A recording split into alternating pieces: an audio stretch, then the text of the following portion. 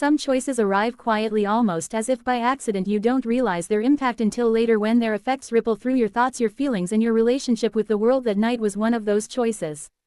Maya and I had been together for 6 years. Our love was steady, comforting, the kind that made people around us admire us, but under that steady surface something subtle had begun to shift. Our conversations felt safe but predictable. Laughter was still there, but the kind that comes from habit, not discovery. Intimacy existed, yet somehow it had narrowed, confined to routines that left certain questions unspoken and certain curiosities unexplored.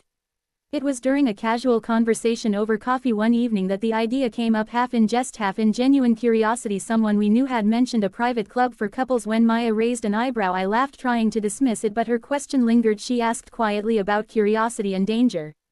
I shrugged and said, "It depends on what you do with it."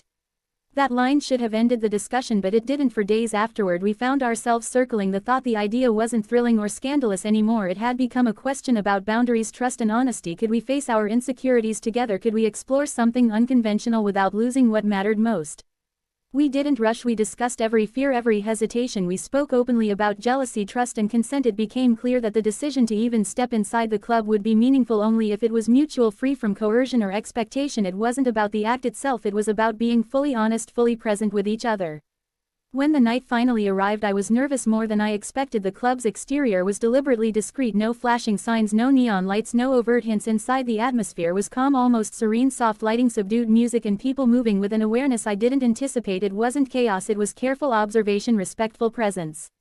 I expected to be overwhelmed, but what struck me most was the sense of control. Everyone moved at their own pace, asking consent, respecting boundaries and honoring choices. There was a freedom here I had never experienced, freedom without pressure, freedom without performance.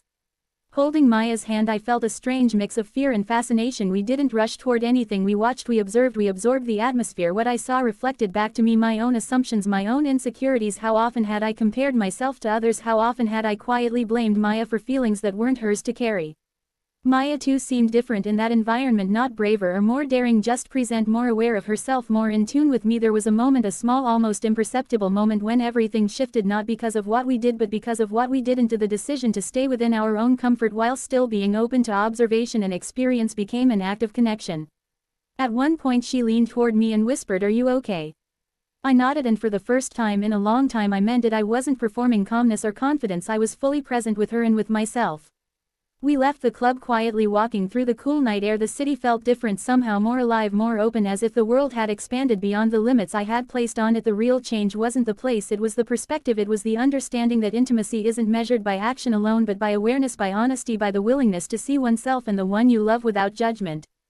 That night gave us permission not to change our relationship but to redefine the meaning of trust and communication, to honor curiosity without shame, to embrace discomfort as a path to growth. Months later, when people ask where we went, they imagine chaos or scandal. They don't understand that what changed everything was the quiet choice to observe, to listen to ourselves, to hold each other accountable to our own hearts, and that sometimes the most life-changing experiences are the ones that show you how to be fully awake, fully aware, fully together.